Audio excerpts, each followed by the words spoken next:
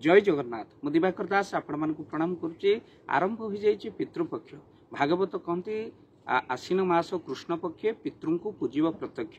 तेणु यही आश्विन मास कृष्ण पक्ष जहाँकि 8 आरंभ हो 21 तारीख पर्यंत पितृपक्ष चलो।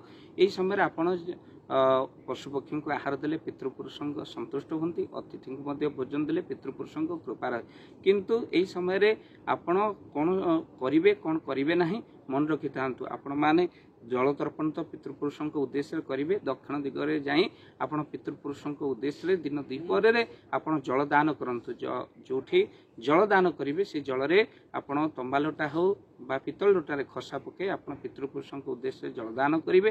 हाथ में कुशबोट लगे जल दान करेंगे। आउ मन रखि था 7 थर जल आपण दे पारे।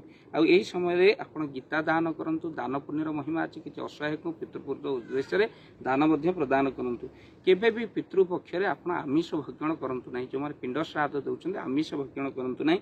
दाढ़ी निश पितृपक्ष आप काटंतु नहीं। मद्यपान केबे भी करंतु नहीं, जहाद्वारा पितृपुरुषंकर आशीर्वाद बदल में अभिशाप ही आप मुंडा। तेणु 8 ରୁ 21 तारीख पर्यंत टी संयम रक्षा करा पड़ो।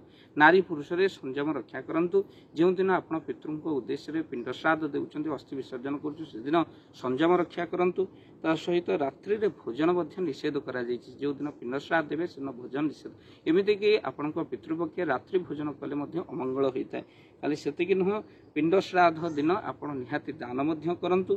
ता सहित जो ब्राह्मण दान आपण निश्चित भाव में वैष्णव दान किसी भोजन अन्य देले जहाद्वारा बहु कल्याण होता है। तो आप मन रखि था केबे भी यही पितृपक्ष आपण तेल लगेवा कथा नुहे। जदि आपण दिन मानक मानि नाहंती, जो दिन पिंड श्राद्ध देवे से दिन तेल बिल्कुल लगातु ना।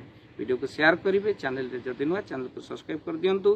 भाव दिवाकर चैनल आपण मान चैनल तो आप जानिले पितृपक्ष कौन करेंगे कौन करेंगे ना। वीडियो को शेयर निहाती भाव में करेंगे। आपण पितृपुरुष कृपा आपण ऊपर रखु। जय जगन्नाथ।